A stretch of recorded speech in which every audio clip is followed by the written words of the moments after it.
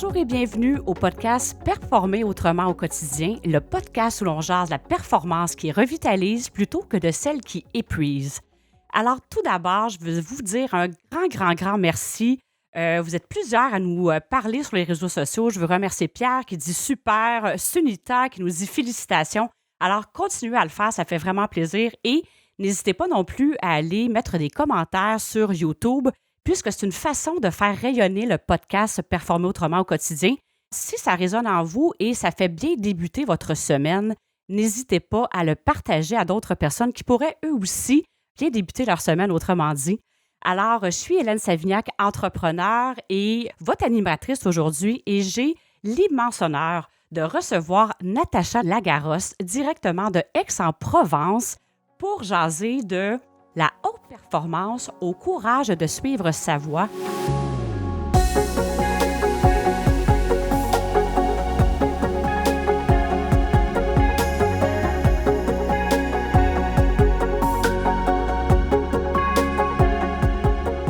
Vous allez voir avec le parcours de Natacha, comment c'est inspirant. Et oui, en fait, Natacha, c'est une ancienne violoniste professionnelle. Je dis ancienne, mais en fait, j'imagine que la musique est toujours à l'intérieur de toi, Natacha.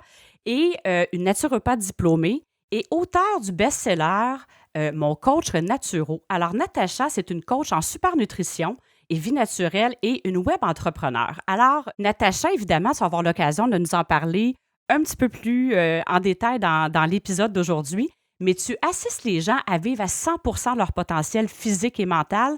Et comme tu le dis, ça commence par qu'est-ce qu'on met dans l'assiette, n'est-ce pas? Mais aujourd'hui, on va aborder ensemble justement le sujet de la performance et les choix que tu as faits de finalement avoir le courage de suivre ta voie, finalement qui était présente en toi. Alors, Natacha, sans plus tarder, c'est vraiment un immense privilège et honneur que tu sois là. Alors, je suis vraiment contente. Et je vais te demander de te présenter, puis je vais te demander aussi comment ça va. Bonjour Hélène, merci beaucoup de m'avoir accueillie dans ce podcast. Je suis vraiment honorée et très heureuse de partager ce moment avec toi et avec tes auditeurs. Donc merci d'être là, de me permettre de témoigner. Donc je vais très bien. Grand bonheur. Ici à Aix-en-Provence, il fait beau, on est en t-shirt depuis 15 jours et on commence à voir les fleurs, les lilas, le mimosa est terminé, mais voilà, tout est magnifique dans la région et c'est un vrai bonheur. C'est merveilleux. Alors, Natacha, est-ce que tu veux bien nous parler un petit peu, c'est quoi les grandes lignes de ton parcours professionnel? Ah, alors ça sera difficile de synthétiser, mais je vais essayer, puisque mon parcours professionnel est vraiment très riche.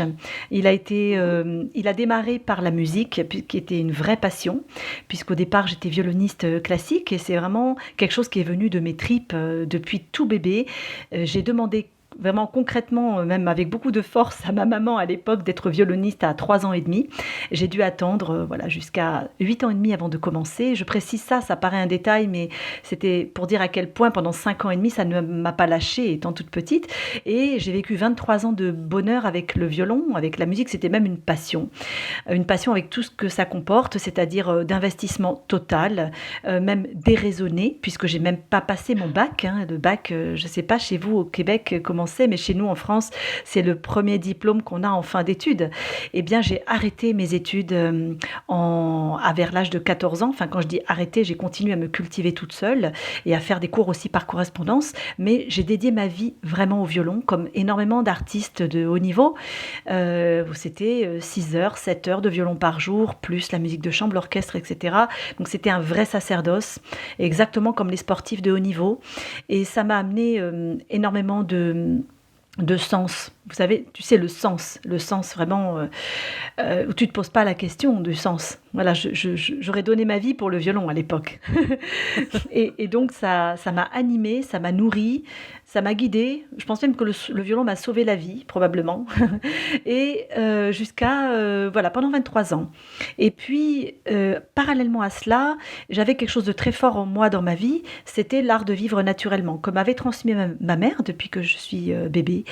Donc, ça voulait dire vivre avec l'alimentation naturelle, les soins naturels, soigné par l'homéopathie, tout l'art de vivre selon la naturo, c'est-à-dire elle me racontait qu'elle me sortait dehors par tous les temps, même bébé, même malade, il fallait que je prenne mon bol d'air. Et ça, c'est très naturel. C'est vraiment quelque chose qu'on conseille, même quand on n'est pas bien, pour récupérer plus vite avec l'oxygène, sujet d'actualité. Et donc, c'était quelque chose qui était fort et qui m'a aussi guidée et aidée toute cette première partie de vie en tant que violoniste, puisque j'avais déjà des outils assez forts pour maîtriser mon alimentation, maîtriser mon énergie, avoir une certaine discipline dans cet art de vivre naturel, avec l'activité sportive, avec les soins naturels, les détox, etc., qui faisaient déjà partie de ma vie. Sauf qu'à un moment donné, quand je suis arrivée à un moment de mon parcours, eh bien, j'ai senti que cet art de vivre, il poussait derrière, qu'il était beaucoup plus fort et que mon mode de vie en tant que musicienne n'était plus aligné avec ce besoin profond. C'était un pilier de vie qui devait de plus en plus s'exprimer pour moi, mais aussi pour les autres, puisque je conseillais beaucoup autour de moi pour être soignée naturellement, pour mieux manger. C'était une seconde nature. Et à un moment donné, tu sais ce que c'est quand une évidence arrive, la terre entière n'y peut rien en fait. Et tout ce qu'on a mis en place dans sa vie, ça n'y peut rien. C'est plus fort que toi, c'est comme un tsunami. Et je me rappellerai toujours, le sas entre ma vie de violoniste et ma vie de thérapeute, ça a été un stage de yoga assez particulier où on ne parlait pas jusqu'à 17h. On était dans l'arrière-pays de Béziers. Et je me disais jamais, moi, pipelette que je suis, je ne pourrais jamais me taire pendant tout ce temps. Et non seulement ça, j'ai pu me taire jusqu'à 17h tous les jours. Mais en plus, quand je suis arrivée à la fin de ce stage, j'ai eu une espèce de clarté absolue, tu sais, de calme absolu, où j'ai dit j'arrête le violon. C'est terminé, ce pan de vie avec le violon. Et voilà, je vais vers le don, le soin vers les autres. Je ne savais pas trop encore sous quelle forme, sauf qu'en un mois, j'avais vendu mon violon, vendu mon archet, j'avais à l'orchestre demandé un aménagement particulier pour être libre une semaine par mois. Et là, j'avais trouvé mes formations. Donc, j'ai commencé par le massage. C'était le massage californien, le drainage lymphatique manuel, méthode Vauder, la cosmétique, dont j'ai appris à fabriquer les cosmétiques. Et voilà, et c'était lancé, et le plan était fait. Et un an plus tard, je déménageais, je commençais mon activité en indépendante. Voilà, c'était la première partie de reconversion. C'est tout de suite que ce que j'ai aimé en toi, Natacha. Ça fait quelques minutes qu'on jase ensemble, mais le niveau de profondeur qu'on va déjà directement. En même temps, tu comptes ça tout bonnement comme ça, mais c'est immense. Quand tu dis un tsunami, c'est effectivement ça, là. Je veux dire, c'était un mode de vie et tu es arrivé. En fait, c'est comme si tu avais eu une période de pandémie en une semaine. Hein? Plusieurs personnes nous disent qu'avec la pandémie, ils n'ont pas eu le choix de un petit peu aller voir qu'est-ce qui se passait à l'intérieur d'eux.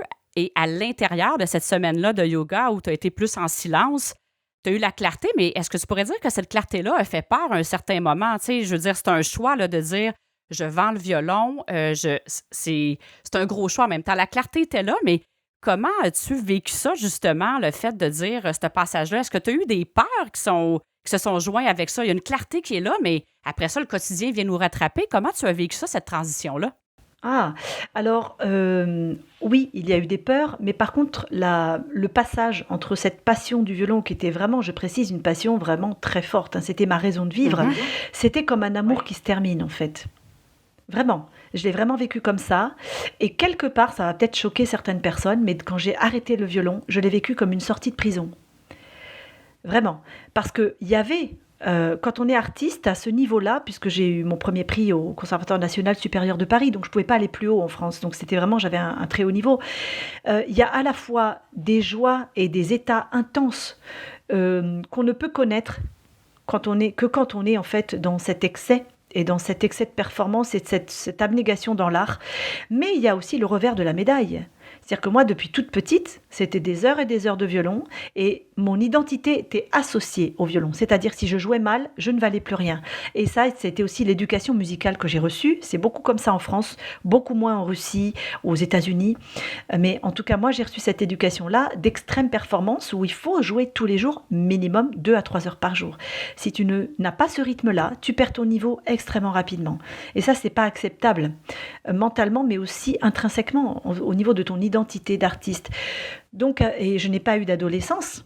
Mais non, t'avais jamais de pause finalement, parce que Non. 1, 2, 3 journées à laisser ça de côté, tu n'étais plus à la même place et toute la pression qui vient avec, là. Oui, alors je les prenais des fois ces pauses, mais on le paye très cher. C'est-à-dire 3 jours de pause, c'est minimum 3 jours de travail pour retrouver le niveau. Je parle de niveau vraiment d'excellence. Donc il y a une pression permanente qui est là. Le violon est omniprésent, omniprésent.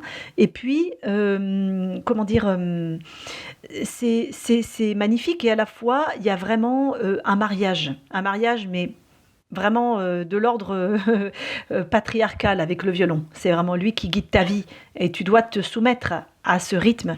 Tu sais jusqu'où ça va. En fait, on rêve du Stradivarius quand on est violoniste. Mais Mhm. quand tu as un Stradivarius dans les mains, quel que soit le niveau que tu dois te façonner toi au violon. C'est un violon qui a une telle personnalité que tu ne peux pas imposer ton jeu au Stradivarius. Tu vas devoir réadapter ton jeu pour pouvoir jouer, avoir l'honneur de jouer avec un Stradivarius.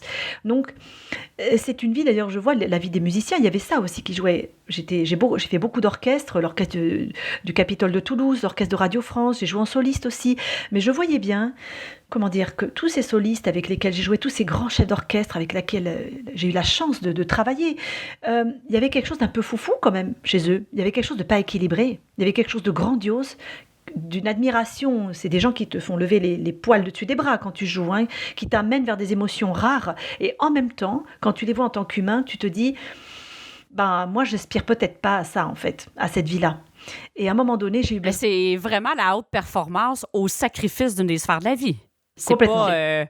Et t'as goûté à ça. Alors, t'as goûté à la haute performance d'être reconnu parce que y a de la reconnaissance qui vient avec ça. Tu parles des autres personnes que tu as côtoyées, mais tu as été une de ces personnes-là que les gens, j'imagine, admiraient et que tu as fait lever les poils sur les bras aussi à plusieurs personnes qui t'ont écouté jouer. Puis alors, tu étais au sommet de ton art et tu parlais un petit peu du revers de la médaille. Et pour toi, justement, est-ce que tu as vécu Est-ce que tu as eu des expériences de te rendre jusqu'à la haute performance, mais tu disais une sortie de prison. Alors, j'imagine que tu as des expériences qui viennent avec ça, de la performance qui épuise, là, parce que la prison, habituellement, c'est pas très épanouissant.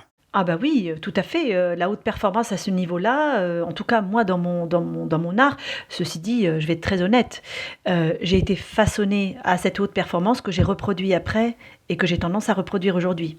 Donc d'une façon différente, parce que maintenant j'ai de la conscience que j'ai ce mode de vie qui est devenu une seconde nature, donc je ne suis pas dans l'auto-maltraitance. Mais à l'époque, cette haute performance, elle peut t'amener à partir à l'autre bout du monde pour travailler avec un professeur. Tu penses que lui va t'aider à devenir une meilleure artiste, à laisser toute ta famille, par exemple. Ça peut être pour un violon, t'endetter pendant 20 ans de ta vie pour avoir un violon à 200 000, 300 000 euros, parce que c'est le prix d'un bon violon. Ça peut être au niveau du rythme, calculer toute ta vie, le lever. Moi, j'allais quand même à la piscine pendant 10 ans, 1 heure par jour, à 7 heures le matin, à 15 ans, à l'âge de 15 ans. Tu vois, c'était un rythme vraiment, il fallait tenir. Voilà, pas d'amis, j'avais très peu d'amis. Donc, je t'ai dit, j'ai pas eu d'adolescence. Moi, j'allais pas faire la fête. Quand on m'a proposé d'aller en boîte, ou ce qu'on appelle en boîte chez nous, c'est aller danser Oui. le week-end, bah, si j'avais un concert, un concours, une audition, 2 jours après, c'était hors de question de sortir. L'alimentation. Je pouvais pas manger n'importe quoi avant des moments importants. Ça peut être travailler jusqu'à saigner au bout des doigts. Ça peut être travailler jusqu'à avoir, t'as tellement travaillé que t'as une boule de pus là, sous le menton. Il y a beaucoup de violonistes, tu sais, qui ont ça, qui ont une espèce de marque là au niveau du menton. Mais des fois, quand tu travailles trop, que c'est l'été qui fait chaud, bah ça s'infecte. Voilà. Et au niveau du mental, il n'y a pas de limite. C'est vraiment le degré d'exigence avec toi-même, il est, à mon avis, beaucoup trop fort, beaucoup trop haut. C'est-à-dire, c'est tout le contraire des Diganes. Les Diganes, ils transmettent le violon de génération en génération, il n'y a pas de partition. Et on joue comme ça, on joue des morceaux qu'on a appris à la feuille, comme on dit, à la feuille c'est à l'oreille. Hein. Et c'est pas grave s'il y a des fausses notes, parce que ce qui compte avant tout, c'est le cœur et le partage. Et donc cette haute performance-là, à ce niveau-là, elle écarte de cela. Il n'y a pas vraiment de droit à cette imperfection. Donc, en fait, ça veut dire que toute ta vie, en effet, est de A à Z. Je vais même te dire jusqu'où ça va. La maison que tu choisis, tous les grands musiciens te le diront, enfin tous les musiciens qui font leur métier, quand ils achètent une maison, leur hantise, c'est d'être un jour viré par les voisins. Nous, quand on partait en vacances avec ma mère, elle demandait toujours au propriétaire si je pouvais faire 4 heures de violon par jour, parce que 4 heures, c'était le régime vacances. Hein. Ah oui, hein? Bah oui, ça amène à ça. Donc, on a eu des noms plein de fois. On a eu quelqu'un qui nous a fait un procès. Dans l'appartement qu'on habitait à Paris, dans le 18e, à côté du Sacré-Cœur, il y avait une femme qui était en dépression, en dessous de chez nous, qui ne supportait pas mon violon. Donc j'avais acheté une sourdine en plomb et je devais lui dire à quelle heure je jouais. C'est tout ça, en fait. Jusqu'où on va. Mais en fait, je m'en fichais de tout ça. L'important, c'était de jouer. Et Natacha, on dirait là, que c'est tellement riche ce que tu partages que je ferais un rewind de plusieurs phrases que tu viens de dire, puis je ferais un épisode de podcast avec chacune d'entre elles. Parce que c'est vraiment wow ce que tu partages et c'est tellement ça la performance. En fait, tu décris quelque chose à l'extrême, mais on voit ça dans beaucoup de choses présentement. Et c'est ça qui rend, tu dis que tu es sorti de prison, mais je pense que ça soit dans les affaires, dans la musique, peu importe le domaine, même quelqu'un qui est à la maison et son travail est d'être la mère au foyer, c'est tellement ça aussi, là, la performance à tout prix. Alors, c'est aller loin, et puis écoute, merci. C'est même pas imagé ce que tu dis, comme tu donnes comme exemple, que ce soit au niveau de la santé, que ce soit des amis. Tu sais, tu nous partages ça tout bonnement comme ça, mais si on s'arrête là à penser à chacune des phrases que tu viens de partager, c'est énorme, là. C'est vraiment quelque chose. Est-ce que tu dirais qu'est-ce qui a été le déclencheur et est-ce que dans ton cas, ça s'est rendu jusqu'à un épuisement professionnel? Est-ce que tu t'es allé jusque-là? C'est-à-dire que c'était devenu trop. Faut dire que c'était un orchestre, on travaillait beaucoup. Et je me suis vue quitter une répétition en larmes et être arrêtée 3 semaines après. Voilà, clairement. Voilà, je pouvais plus entendre un son.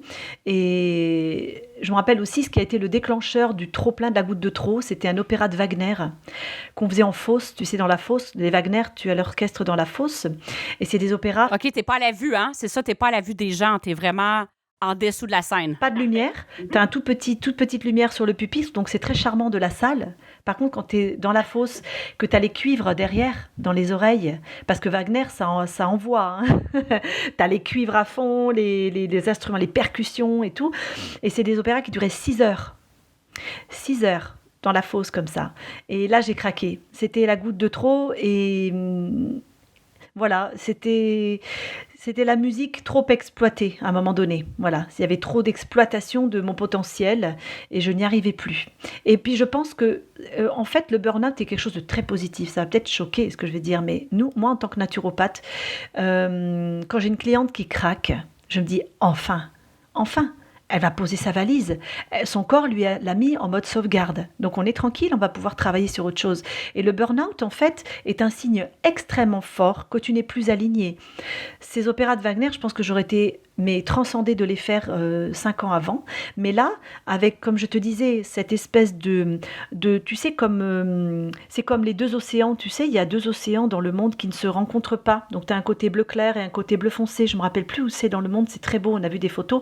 C'est exactement ça. Ça ne pouvait plus se rencontrer. C'est-à-dire que l'art de la musique, l'art de vie avec la musique et l'art de vie naturel selon la naturo, voilà, et la naturo avait pris le pas et je ne pouvais plus supporter, par exemple, cette maltraitance auditive, ce rythme trop soutenu, voilà, de ne pas toujours bien manger, de ne pas être comprise aussi, parce que j'étais pas, à l'époque, il y avait personne qui arrivait avec ses Tupperware de millet.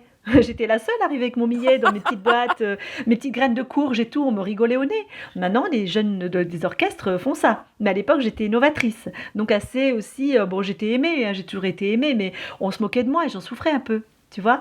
Donc, c'était ça en fait. C'était vraiment à un moment donné, quand tu n'es plus en phase, que tu n'y arrives plus, le burn-out arrive et tu dis, bon, là, il faut que j'écoute. Et qu'est-ce qui émerge de moi maintenant ? Qu'est-ce qui est évident ? L'évidence, c'était de me tourner pleinement vers cet art de vivre naturel. Alors, est-ce que tu dirais, à la limite, quand j'entends ça, que le burn-out pour toi a été te sauver, plutôt que de le voir comme un... Parce que souvent, les gens vont mal percevoir ça. Ils vont avoir honte, à la limite. Ils vont voir que c'est quelque chose, c'est épouvantable, qu'est-ce qui vient d'arriver dans leur vie. Alors toi, tu as quand même assez rapidement vu l'opportunité pour toi de dire « Hey, là, c'est assez, mon corps me parle et je décide d'écouter ». Alors pour toi, ça a été comme... Oui, ça a pris du courage, évidemment, mais en même temps, tu as rapidement ressenti que c'était une opportunité incroyable que tu avais de vivre ça, ce trop-plein-là qui te disait « Là, je n'en peux plus, là ». Exactement. C'est exactement ça. Et j'en ai pas eu qu'un dans ma vie, malheureusement. Enfin, malheureusement ou heureusement, je ne sais pas. J'en ai eu trois gros dans ma vie, des burn-out. Et à chaque fois, ça a été des sas entre une situation qui n'était pas équilibrée, où je n'étais plus alignée avec, et un renouveau. Un renouveau, voilà, qui m'a amené vers vraiment ma vérité et ma mission de vie aussi. Tu vois? Donc en effet, le burn-out, je pense que c'est très important de le voir aussi dans nos sociétés occidentales. On a tendance à stigmatiser tout ce qui est émotions négatives, dépression, burn-out. Dès qu'on n'est plus dans la performance, c'est stigmatisé. Or, Oui. quelque part, quand on fait un burn-out, c'est que le corps, il a encore finalement assez de ressources pour mettre un signal fort comme quoi il faut s'arrêter. Et c'est lui qui décide, qui te met finalement au repos, quoi que tu veuilles faire en fait. Donc c'est un signe d'amour finalement du corps, de toute notre écologie du corps, pour nous sauvegarder et nous donner la possibilité, en effet, d'aller plus loin, de savoir pourquoi on en est arrivé là. Est-ce que je suis bien dans ma vie? Est-ce que je suis vraiment à ma place? Est-ce que cette mission-là est la mienne? Est-ce que je contribue au monde? Est-ce que je me sens bien dans ce que je fais? Là, en général, la réponse est non quand on fait un burn-out. Est-ce que tu connais quelqu'un qui a un rythme d'enfer, hein, qui prend des avions tout le temps, qui est en décalage horaire, qui mange pas toujours très bien, mais qui est super bien dans sa mission, qui a une passion, qui palpite pour ce qu'il fait un burn-out? Bah non, il y en a plein. Ah Je dis non? pas tous, mais il y en a plein. Exactement. Il y en a plein, mais les gens qui font des bore-out, c'est-à-dire les gens qui sont toute la journée derrière un bureau ou dans une mission qui ne leur convient pas, mais avec des horaires tout à fait gérables, sans être dans l'excès de travail, et qui finissent quand même, qu'on leur 5 semaines de vacances par an, nous en France on a 5 semaines de vacances quand même par an, ils font des burn-out ces personnes. Tu te dis, ce n'est pas que le rythme de travail, ce n'est pas que le patron qui t'embête. C'est juste que tu n'es pas dans ton axe, dans ta mission. Parce que quand tu es dans ta mission, tu vas rechercher une énergie de fou à l'intérieur de toi et tu peux même avoir un mode de vie pas forcément hyper équilibré, mais tu es tenu par la passion, cette énergie vitale qui te fait aller, qui fait que tu vibres, que tu palpites et que tu es connecté à ton essence profonde, en fait. Natacha, je ne peux être que plus d'accord avec ce que tu viens de dire. C'est tellement ça. Puis, dans le fond, on parle du burn-out, c'est le corps qui parle, puis le bore-out, c'est tellement ça aussi, ça prend du courage parce que, et venant de toi qui étais vraiment dans la haute performance, tu as renoncé à quelque chose, même si là, tu savais que c'était plus bon pour toi, tu as renoncé à quelque chose que tu avais une reconnaissance que tu étais dans la performance, même, tu es quand même reparti, je vais dire, à zéro, sans être à zéro vu ton parcours de vie, mais quand même avec aucune reconnaissance, aucune réputation, aucun nom. Et ta mission de vie personnelle a été plus grande pour venir te chercher que de continuer dans cette prison-là. Mais en même temps, ça prend tellement de courage pour faire le pas. Tu sais, peut-être tu vas me dire non, mais je me dis, il y a plusieurs peut-être personnes qui nous écoutent, qui l'ont vécu ou qui connaissent des gens autour d'eux qui vivent ça puis qui se disent, OK, qu'est-ce que je fais comme premier pas quand je le sais, là, que c'est pas aligné ou que je suis en train de me diriger vers le burn-out ou je suis dans un bore-out présentement que hey, je m'embête, là. Qu'est-ce que tu aurais tendance à leur dire? Alors, je vais répondre à tes deux phrases d'avant, quand tu as dit ça demande du courage et puis pas de reconnaissance, repartir de zéro. Alors, c'était d'autant plus vrai à l'époque que la musique classique, c'est un peu moins vrai maintenant, mais à mon époque, c'était un milieu extrêmement fermé. Je dirais même que c'était un monde à part. C'est-à-dire que quand tu renonçais à l'école, quand tu renonçais au diplôme, que tu rentrais dans ce monde-là, qui est un peu sectaire quand même, il faut le dire, hein, beaucoup très très sectaire, eh bien, tu n'en sortais pas. Est-ce que je me tromperais à dire sectaire et élitiste? Exactement. Mais même dans le fonctionnement psychologique des profs, des orchestres, des gens, tu n'en sortais pas. Tu avais tout ton réseau, ton gagne-pain. Je gagnais très bien ma vie, hein, mais par contre, on n'avait pas d'autres outils quand on sortait. Et quand j'ai arrêté, mes amis musiciens m'ont pris pour une folle. Ils m'ont dit, mais qu'est-ce que tu vas faire? Et c'est vrai, je repartais d'autant plus de zéro. Par contre, ce qu'il faut quand même reconnaître à cette haute performance, toute cette expérience, c'est quand même, elle m'a donné quand même de sacrés outils pour redémarrer. C'est-à-dire, j'avais quand même l'état d'esprit qui était toujours là. Donc, je me suis servi du meilleur, sans me rendre compte, c'était pas du tout conscient, mais avec le recul, j'ai gardé en fait ce mental-là, où de cette façon, il n'y avait pas de plan B. Il n'y avait pas de plan B, c'était le plan A et le plan A. Donc, de toute façon, je m'étais conditionnée à réussir. Et le meilleur moyen, ça a été l'action. C'est-à-dire, je me suis dit, bon, tu démarres de rien, il faut que tu aies un métier avec lequel tu gagnes ta vie. Il faut que tu puisses déjà être dans ta mission, mais comme tu ne sais pas tout à fait clairement quelle est ta mission, tu vas choisir un métier déjà qui te permet de faire ta place, de gagner ta vie, d'être dans la sécurité aussi. Donc j'ai choisi le massage et le drainage lymphatique. J'ai choisi le drainage lymphatique une fois sur le terrain parce que c'est une très technique, il y avait très peu de gens qui le faisaient et j'ai cartonné tout de suite. Mais j'ai pas attendu en fait, je me suis pas trop écoutée en fait. Je suis tout de suite passée dans l'action. Donc, pour revenir à ce que tu disais, pour quelqu'un qui sent qu'il arrive vers le bore-out ou le burn-out, je dirais que l'action la plus forte à faire et la plus impactante, ça serait justement de ne pas attendre d'être au fond du trou. Parce que malheureusement, souvent, l'être humain fonctionne comme ça. Il attend d'être au pied du mur, au fond de la piscine, pour faire quelque chose. Et je crois que c'est aussi des conditionnements qu'on a un peu archaïques, où il faut aller au fond de la souffrance pour s'autoriser enfin à se faire du bien. Tu vois ce que je veux dire? Ça fait tellement pas de sens en même temps. Tu as raison, c'est ça qui arrive. Puis quand on s'y arrête 2 minutes, ça fait pas de sens. Il faut attendre à frapper le mur pour faire un choix différent quand c'est disponible aujourd'hui, dès maintenant. Je me dis, quelqu'un qui nous écoute, ça lui résonne. À partir d'aujourd'hui, ça peut être un choix différent sans attendre de se rendre jusque-là. Puis j'ai envie d'ajouter, puis là, je te coupe en même temps, mais c'est tellement fort ce que tu dis, que tu as fait des choix pour gagner ta vie.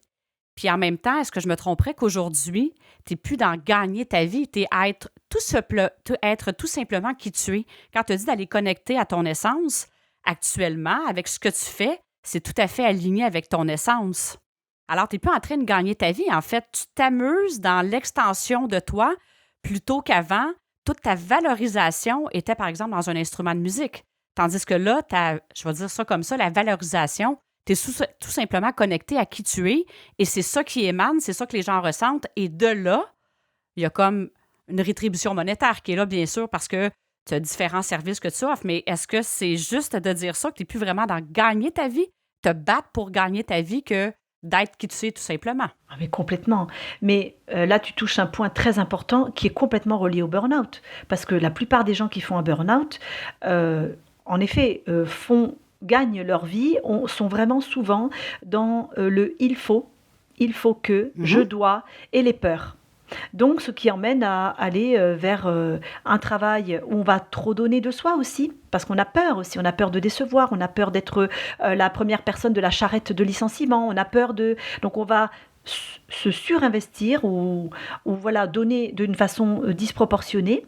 Oui, penser qu'on n'est pas assez. Juste d'être soi, c'est pas assez. On a besoin d'être quelque chose de plus. Donc, ça rejoint ce que tu dis, on est à l'extérieur de soi. On a peur et on est à l'extérieur de soi. Et souvent, en effet, on n'est pas dans sa mission. Quand on fait un burn-out, c'est qu'on est engagé à fond, beaucoup trop, dans quelque chose qui n'est pas relié à soi-même. Et c'est juste ce que tu dis, le fait de ne pas gagner sa vie, ça, c'est des anciens modèles, c'est terminé, ça. On ne gagne pas sa vie. On mérite d'abord sa vie, on la mérite, et on a tout à fait la possibilité. La vie nous donne le choix d'en faire ce que l'on veut. Il y a beaucoup de gens pour qui c'est difficile à accepter ça. Tu sais, les nouveaux modèles d'école qu'on voit comme les écoles, nous on a les écoles démocratiques en France, qui sont très issues des méthodes du nord de l'Europe, où par exemple, les enfants vont à l'école, d'abord ils ne sont pas assis, c'est très important ça, le corps. Ils ne sont pas assis derrière une chaise, derrière un bureau, parce que ça bloque l'apprentissage, ça, et ça bloque tous les circuits neuronaux qui peuvent se créer. Eh bien, les enfants sont debout, sur des tables rondes, c'est le prof qui passe entre les tables, ça circule, et on ne va permettre à un enfant, on va l'aider en fait à travailler et à développer ce pourquoi il est bon. Et on va laisser de côté ce pourquoi il n'est pas bon ou ce qui n'a pas envie dans l'élan de travailler sur le moment.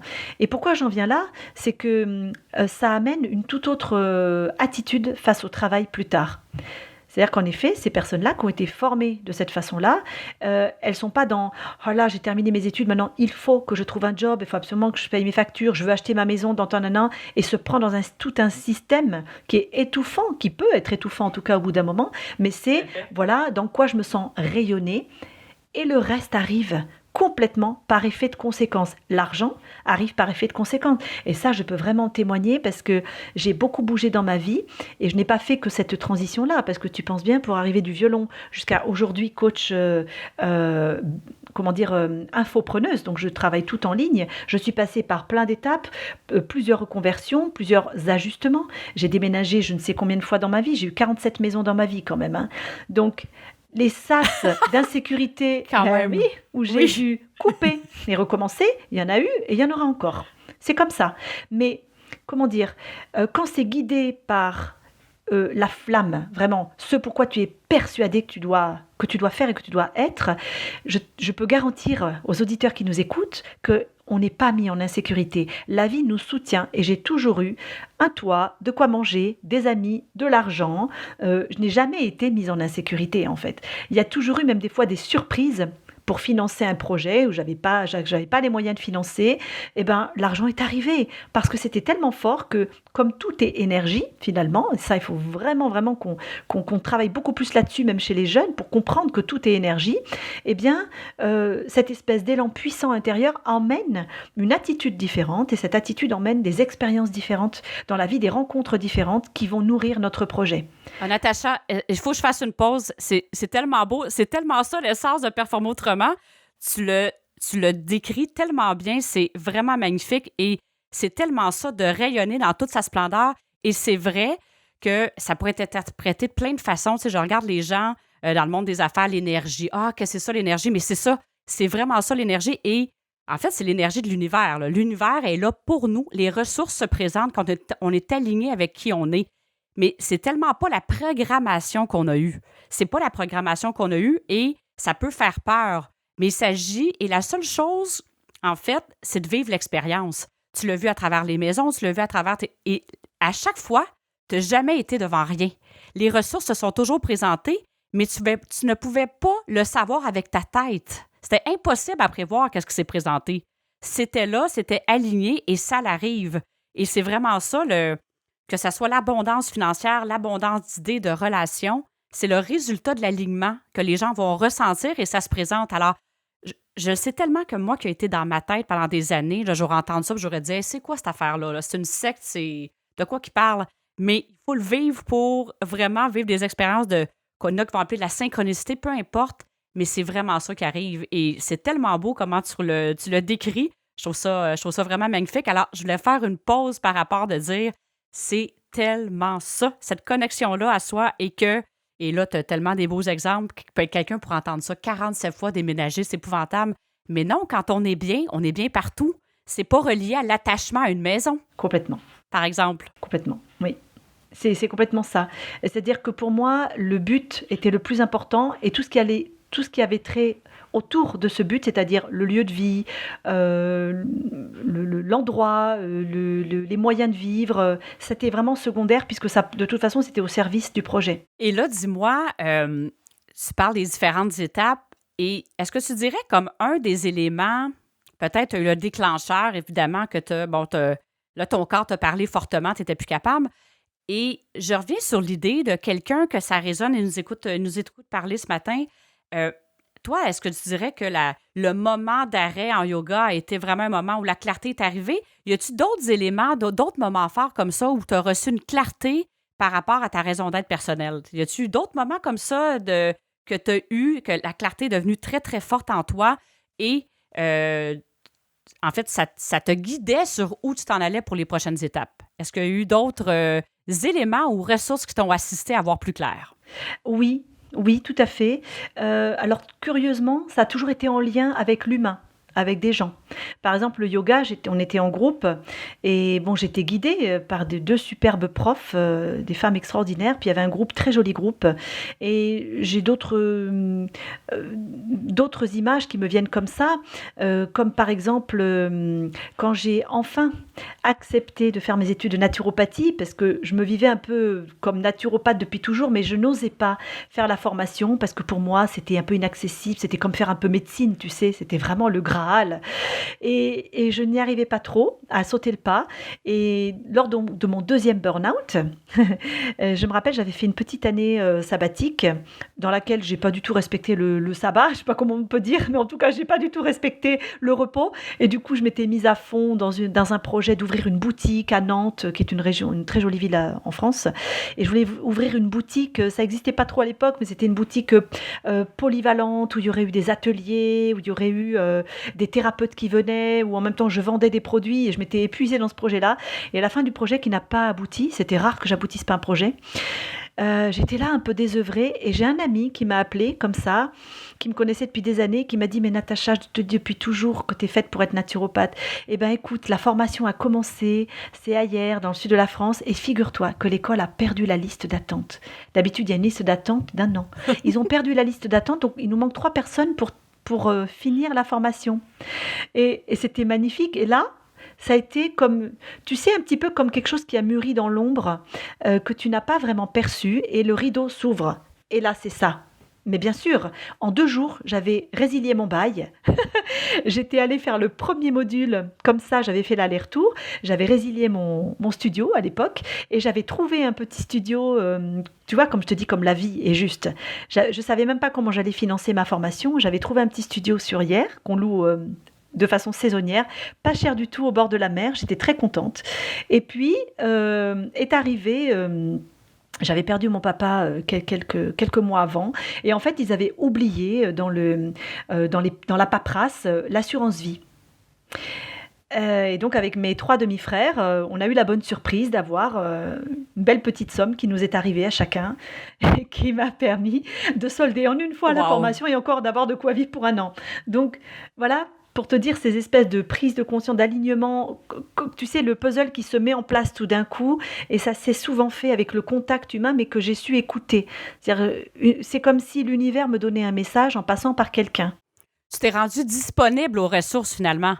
Tu t'es rendu disponible, et souvent, qu'est-ce qui arrive, ce que j'observe, là, on ne sait pas trop, on est habitué, on voudrait tout contrôler, tout savoir qu'est-ce qui se présente devant nous avec exactitude, et on passe énormément de temps et d'énergie. Mettons, si tu avais dit « Ah, ben je peux pas m'inscrire, j'ai pas l'argent, j'ai pas ci, j'ai pas ça. » Alors, à un moment donné, de faire le pas, tu aurais mis tellement d'énergie à vouloir penser à qu'est-ce que tu pouvais pas faire ou qu'est-ce qui te manquait, que tu passes à côté des opportunités, et jamais ta tête aurait pu prévoir ça. Là. Qu'est-ce qui est arrivé? L'alignement, l'héritage qui arrive, l'appartement qui se libère, là, la liste d'attente.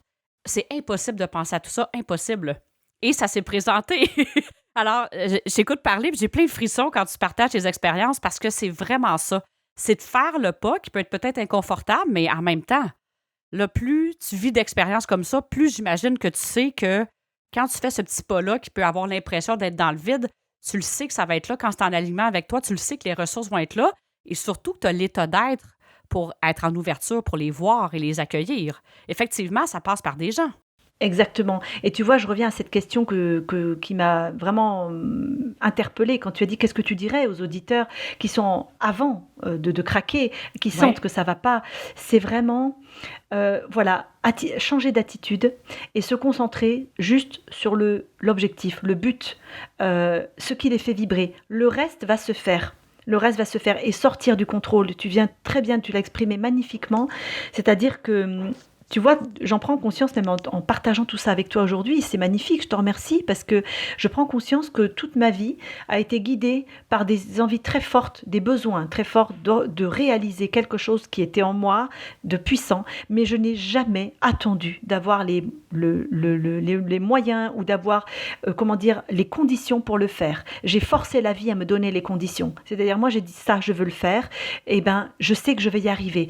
Et la vie m'a toujours donné les conditions pour le faire. Donc en effet, comme tu dis, le fait de lâcher prise à un moment donné, de se dire voilà, ça j'aimerais vraiment faire, ce travail je ne le supporte plus, eh bien je vais démissionner. Je ne vais pas attendre. Eh bien oui, j'aurai peut-être moins pour vivre, mais quelque chose va se présenter. De toute façon, on récupère une telle énergie de vie qu'on a des ressources qui arrivent, même nous, intrinsèquement. Et ça peut être temporaire finalement, monétairement. Ça se peut que ça soit temporaire. Mais il y a d'autres choses qui vont se présenter. Et là, j'aurais le goût de dire, j'entends ça, puis je trouve ça tellement vibrant. Ça se peut que quelqu'un pourrait dire, OK, je le sais que je ne suis pas bien dans ce que je fais, mais je me suis tellement déconnectée que je ne sais pas vraiment qu'est-ce qui me fait plaisir et qu'est-ce qui me fait vibrer. Et c'est là que, en tout cas, j'ai tendance à dire, ben si c'est tellement fort en vous de dire que c'est plus aligné le travail et tout ça, tu sais, c'est pas non plus dire, mais de prendre un moment de pause, de se donner ce moment-là pour dire, hey, oui, je le sais pas présentement, mais je le sais que c'est plus aligné avec moi, puis c'est en train de me faire, le terme va peut-être pas être fort, là, mais de me faire mourir à petit feu. Parce que d'être tellement désaligné, c'est ça que ça l'amène. Et souvent, le corps, où on va avoir d'autres signaux qui vont nous avoir parlé.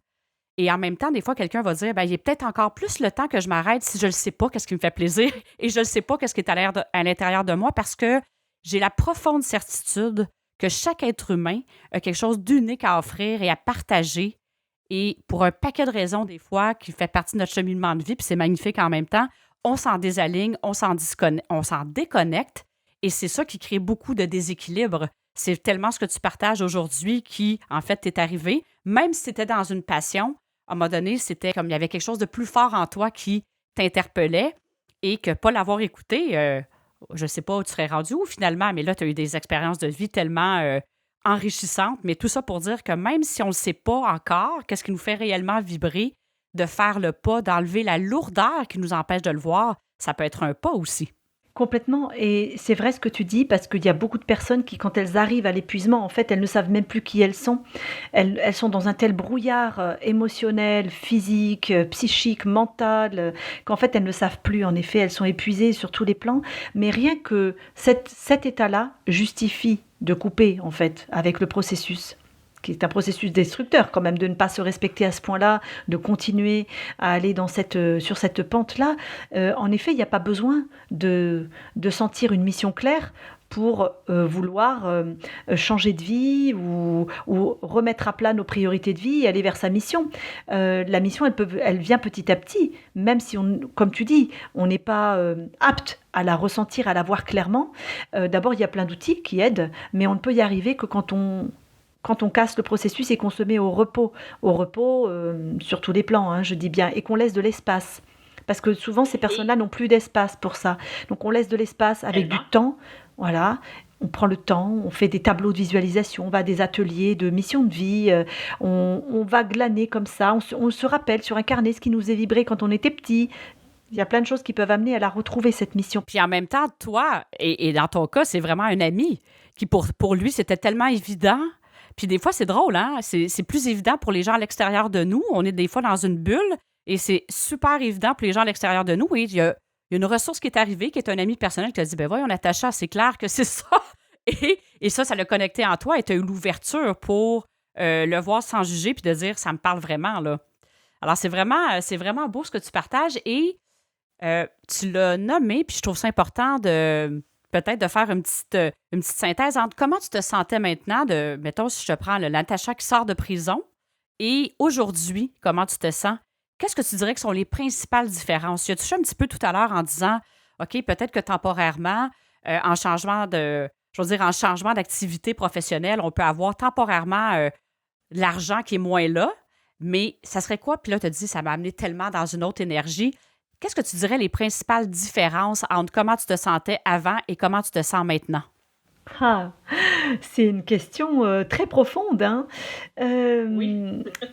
Eh bien, écoute, d'abord, même le rapport au temps a changé, c'est-à-dire que avant, je me sentais toujours comme dans une course en avant, comme dans une course en avant, avec une espèce d'idéal que je ne pourrais jamais atteindre. Donc une espèce de... Intérieurement, il y avait une espèce d'anxiété qui était toujours là. Et aussi, comment dire, ah, d'autocritique permanente. J'étais pas tellement mon amie, en fait. J'étais pas mon amie. J'étais comme deux personnes. J'étais pas schizophrène, je te rassure, hein. Mais c'était un petit peu comme si il y avait la Natacha qui voulait vraiment vivre une vie tranquille, apaisée, passionnante, hein, mais et puis la Natacha qui se cravachait tous les jours pour vraiment atteindre ce niveau et cette perfection. Comment dire, je me rends compte qu'à l'époque, j'étais un peu à côté de moi-même, en fait. Même si j'étais une artiste convaincue et que j'ai eu beaucoup de bonheur et que je pense que j'ai contribué aussi avec le violon. Mais j'étais un peu à côté de moi-même. Alors qu'aujourd'hui, c'est drôle, hein, parce que malgré tout ce que je peux vivre autour de mon activité, j'ai une entreprise, je fais beaucoup de choses seule, avec tout ce que ça veut dire. Voilà, quand on est infopreneuse comme ça, c'est pas une petite affaire, hein. Et bien, je me sens bien. C'est-à-dire, je me sens dans mon axe, je me sens très important.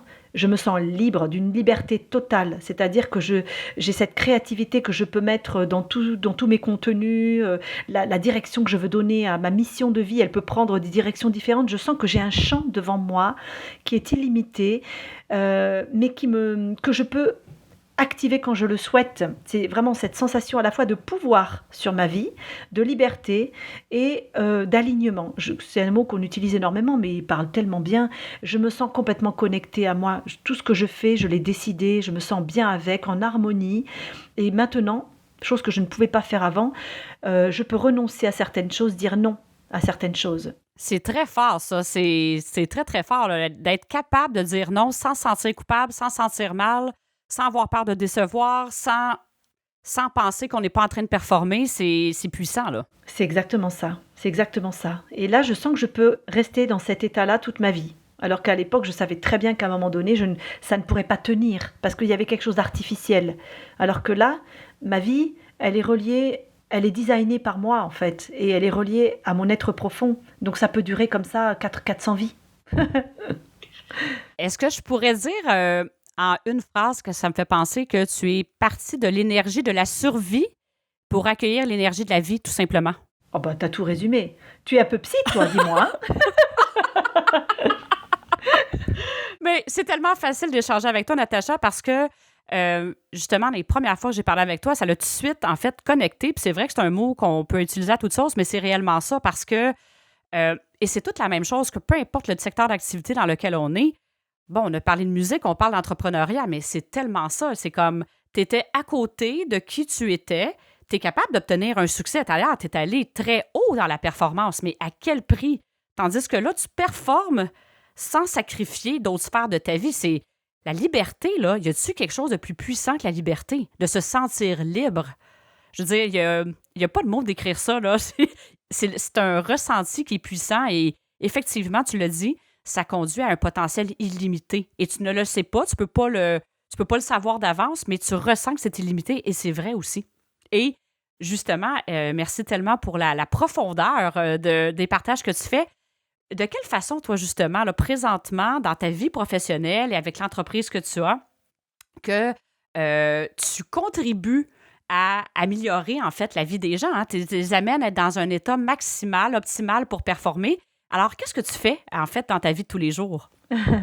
Eh bien, moi, j'aime bien dire que je suis experte en révélation de vitalité. C'est-à-dire que j'apprends aux gens à se connecter à la partie la plus puissante d'eux-mêmes, c'est-à-dire leur corps, mais en passant par l'assiette. Moi, c'est mon outil favori. C'est-à-dire que le pouvoir de l'alimentation est très très très important, très sous-estimé justement dans les démarches de performance. Or, l'alimentation, la supernutrition, même quand on maîtrise ce que l'on mange, quand on connaît les aliments, quand on sait en plus les choisir selon son profil, puisque je travaille avec cette méthode-là, selon les profils naturopathiques, eh bien, on accède à une grande clarté. C'est ça ma mission, c'est vraiment d'accompagner les femmes leaders. Alors, je peux aussi accompagner des hommes, je l'ai fait beaucoup pendant de nombreuses années, mais là, les derniers programmes que j'ai conçus sont proposés pour l'instant aux femmes et je les amène à passer à un niveau supérieur d'énergie en activant finalement ce potentiel de vitalité qu'elles ont déjà en elles avec la supernutrition et l'écologie du corps. Ce que j'appelle l'écologie du corps, c'est-à-dire que ça ne suffit pas seulement de connaître la nutrition, c'est déjà un outil ultra puissant, mais il y a aussi cette écologie qui englobe la détox. Alors c'est un mot qui est très à la mode et très galvaudé,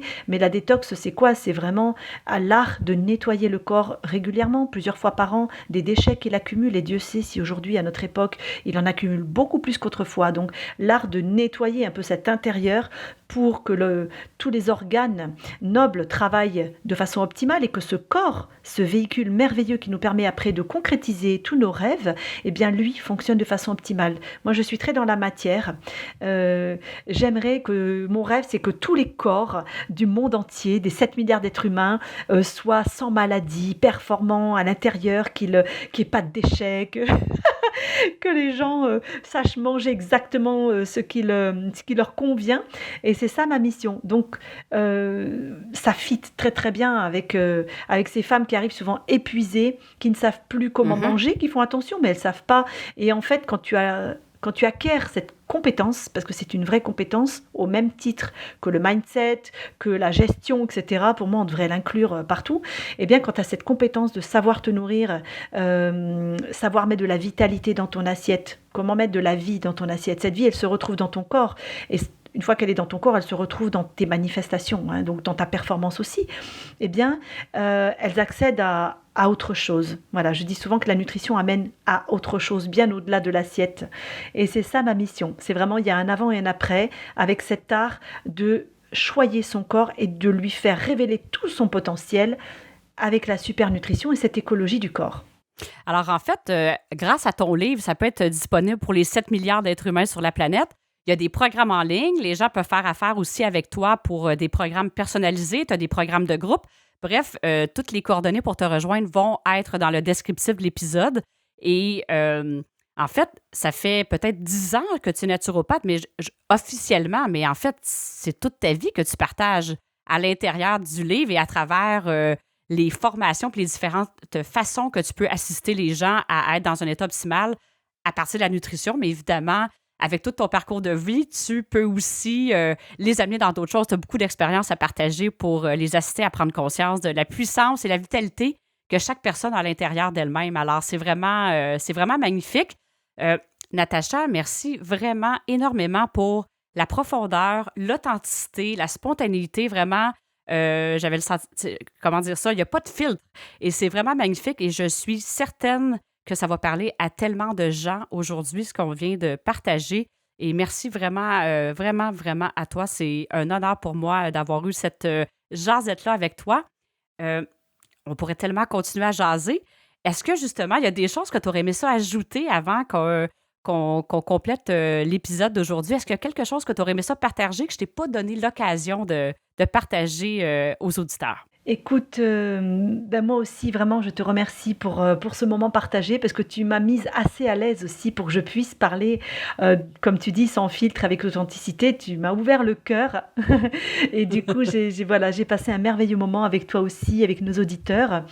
Et qu'est-ce que je pourrais ajouter? J'ai l'impression que beaucoup de choses ont été dites déjà, mais ce que je dirais à nos auditeurs, c'est vraiment, comment dire, d'avoir toujours comme fil conducteur la connexion aux sensations que leur donne leur corps. Ça, c'est un très bon indicateur pour beaucoup de choses. Pour la nutrition, la plupart du temps, on ne se rend pas compte à quel point on a plein de petits signaux qu'on ne sait pas écouter, qu'on n'a pas appris à écouter, mais ça peut être un petit rejet, ça peut être un petit rot qui remonte, ça peut être une petite crispation dans le ventre, ça peut être... on n'a pas envie. Alors ça s'applique à la nutrition, mais en fait, ça s'applique partout dans la vie. Et il y a une très bonne auteure québécoise, je crois. Elle s'appelle Sonia Choquette. Je ne sais pas si tu la connais. Elle a écrit un livre qui s'appelle À l'écoute de vos vibrations. Et elle est OK? un peu plus dans le subtil que ce que je propose moi, mais ça se rejoint. Et elle dit quelque chose qui m'a marqué. Elle dit que dans tout ce que l'on fait, dans tous nos choix, dans toutes nos expériences, que ce soit en lien avec des personnes intimes, que ce soit avec des partenaires professionnels, que ce soit dans un choix qu'on doit faire pour un travail, pour une orientation, une maison, ou ce que l'on doit manger, eh bien notre corps, il nous donne toujours un petit signal, un petit truc si on est à l'écoute, on va tout de suite le ressentir pour savoir si on est sur la bonne voie ou pas.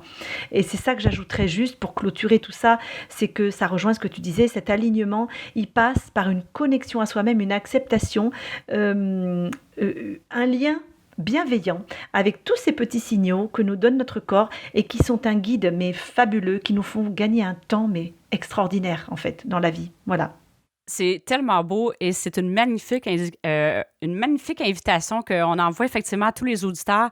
On a souvent besoin on pense que les choses sont à l'extérieur de nous, mais notre corps nous parle. Il ne s'agit que peut-être de mettre peut-être même une alarme sur le téléphone et de prendre le pouls, le ressenti du corps quelques fois par jour.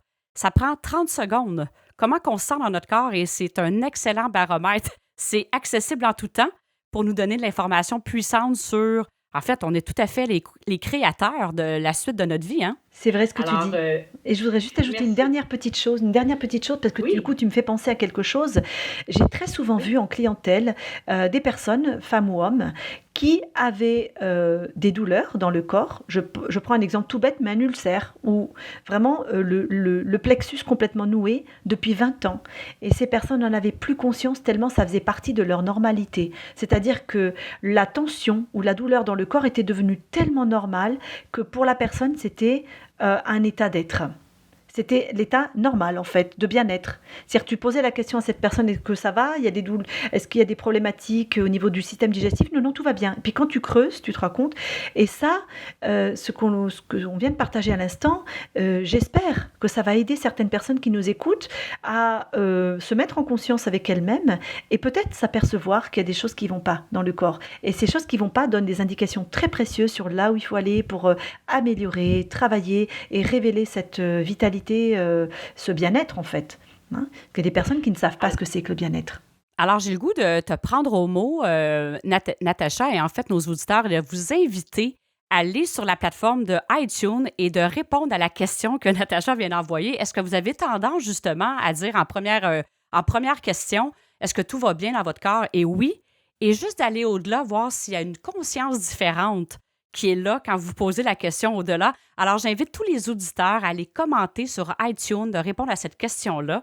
Ça serait vraiment vibrant pour nous de lire vos réponses. Et en plus, vous allez nous assister à faire grandir l'auditoire de ce podcast, puisque, en fait, ça fonctionne comme ça. Hein? Quand vous allez commenter, ça nous assiste à le faire rayonner davantage et que d'autres personnes aient accès, je pense, à une richesse d'informations qu'on a partagée aujourd'hui. Alors, merci infiniment, Natacha, pour ta générosité et tout ce qu'on vient de partager. En tout cas, j'ai eu des frissons à plein de reprises. Alors, il faut croire que dans ton cas, tu as donné des frissons avec le violon et tu en donnes aussi à travers les partages que tu fais. Alors, la musique faisait partie, était en harmonie aujourd'hui. Alors, merci beaucoup. Et à tous les auditeurs, vous savez que le podcast est disponible sur les différentes plateformes, que ce soit Spotify, iTunes, Google Music, YouTube. Alors, gênez-vous pas pour aussi écrire vos commentaires, nous donner vos impressions. C'est toujours, je le dis jamais assez, un grand bonheur pour moi de vous lire et de vous ressentir. Et un grand, grand, grand merci. Alors, à chacun d'entre vous, je vous souhaite une belle semaine. L'invitation, répondre sur votre ressenti du corps.